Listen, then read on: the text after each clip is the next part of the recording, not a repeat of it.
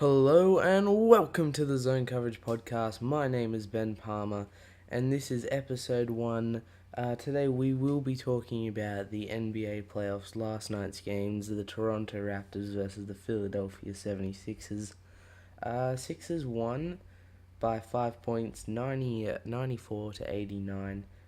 Um, Impressions on the game, it was basically Jimmy Butler versus Kawhi Leonard the whole game. No one else was really doing much.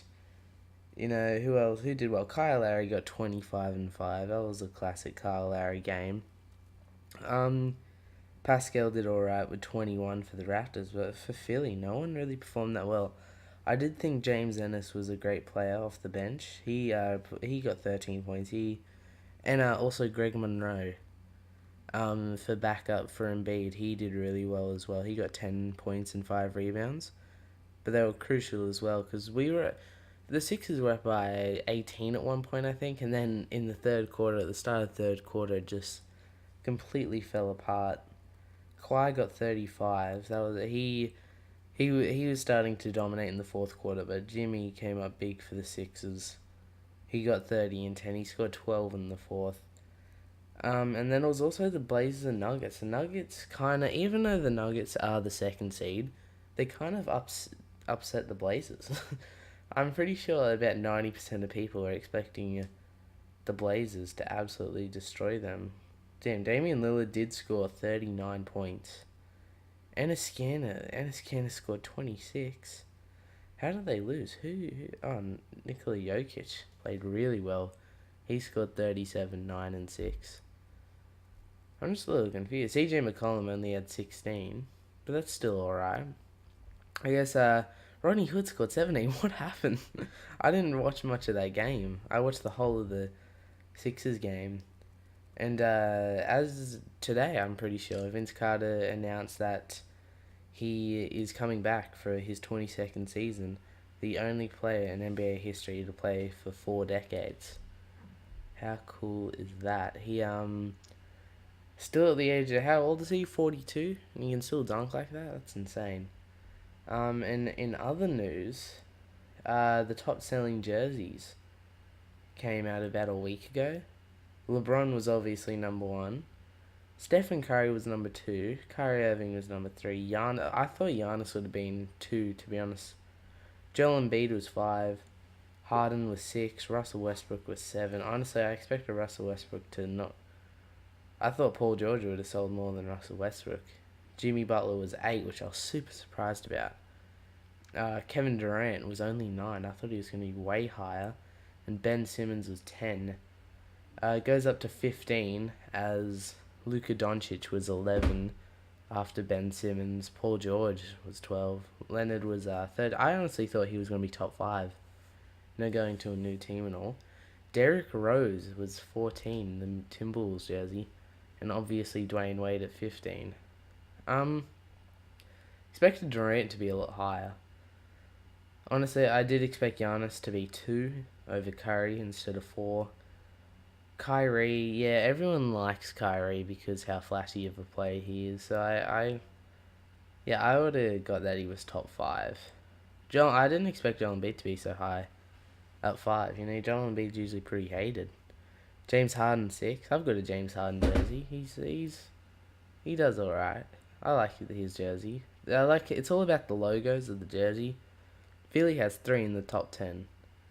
And I didn't think Philly has the best jersey. The best jersey out of those 15, I'd probably say Dwayne Wade's. If I was to get any jersey in that top 15, it would either be Kawhi Leonard or Dwayne Wade. Yeah, or Giannis. Giannis has a good jersey as well. But, yeah, the games that are on today, by the time this is uploaded, it'll probably be done by now. The Boston Celtics and Milwaukee Bucks. I got Milwaukee. I honestly, if they lose this game, then they've definitely lost the series. They lose their 2 first home games. That's awful. And then Rockets versus Warriors. I don't expect Rockets to win. Hopefully they do. I want to see the Rockets beat the Warriors. Get someone new. LeBron's out. Get someone new in the finals. I want an exciting finals this year. Prediction for the finals is probably going to be. I'm hoping Philly makes the finals, but I don't think that's going to happen. I would say either Boston or Toronto. If Milwaukee gets past Boston, and then it's. I think Philly still has a good chance of beating Toronto, but let's just say Toronto does win the series. Then the Eastern Conference Finals would be Bucks and Toronto, and out of those two, I probably got Toronto. As long as they all play good, because last night's game, Kawhi Leonard, when you were watching the game, no one was like Kawhi Leonard was the only one doing anything. Ben Simmons did not have a good stat line. He only had 6, 7, 5, 2 steals and 1 block. He only shot 6 times. He shot 50%. It was +2. Like he did, his stat line obviously wasn't good, but to be honest with you, when you actually watch the game, he had more of an impact than a way bigger impact than the stat line says. Jimmy Butler played 42 minutes, 43 minutes, 30 and 10. He played the whole fourth quarter. Joel Embiid had a stomach virus, so I didn't really expect him to play too well. Only shot 7 times. He made 8 of 8 from the free throw line.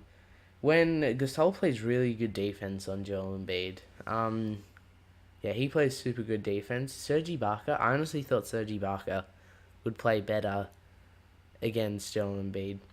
Because in Game 1, I'm pretty sure Joel Embiid had a pretty high field goal percentage against Serge Ibaka, but when it came to Marc Gasol, it was awful.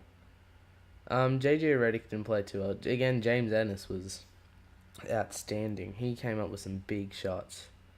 Yeah, he was really good for Philly. And then Greg Monroe also. And then Boban Marjanovic only played 1 minute. I guess they didn't want him to get stuck in a pick and roll, which I was really surprised about. Marc Gasol only scored 5 points. It was such a low field goal percentage. Everybody on the Raptors had such a low field goal percentage besides Lowry and Kawhi. Lowry shot 43%, Kawhi shot 54%. Pascal only shot 36. He shot 25 times. Marc Gasol only shot 6 times and shot 16%. He made 1 shot and it was a 3. Danny Green shot 12%. Oh, he missed the wide open 3. Oh, wow. He definitely had a chance to tie it up there. And then Norman Powell, 33%. Fred VanVleet was 0%. He only shot twice. Honestly, I thought this was going to be... I thought the Philly was going to lose because of their bench, and Toronto was going to win because of theirs, because Toronto is really deep, where Philly's the complete opposite. They got, their 5 starters are really good, but then just dips away. Who's their 6-man? Their 6-man is James Ennis, Greg Monroe, Jonah Bolden, Emir Johnson, and Boban Marjanovic. Well, that's not good. Honestly, I expected Toronto to win that game. Jimmy Butler saved Philly so much then. Yeah, overall, yesterday was a bit of a bummer. I feel like that was a good ending. The ending of that game was pretty good, but it was not the best. Yeah, Vince Carter returning. He announced that, which is cool. James Harden and the Rockets versus the Warriors. James Harden, the foul controversy. I don't like people complaining about fouls. This series is going to be so many people complaining about getting the right call and stuff. If my team that I follow loses, I've never blamed it on the refs. I never blame the thing on the refs. It's just the team didn't play as well as they should have. Yeah, the stepping in he's the only reason any other player in the league, and that probably would have been called every time. It's just because it's James Harden. He flopped so much. He kind of deserves it.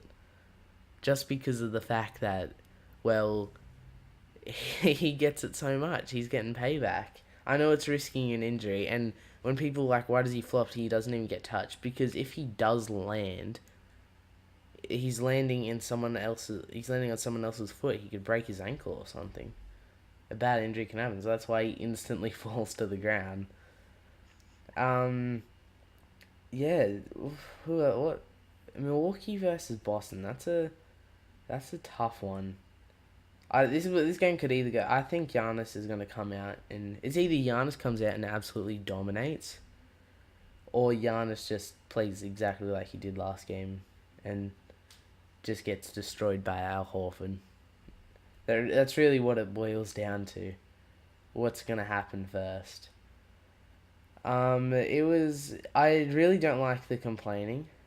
This whole series of Houston is just going to be a bunch of complaining to the refs. Chris Paul and Draymond Green especially. You know how they love it. They love complaining, all right.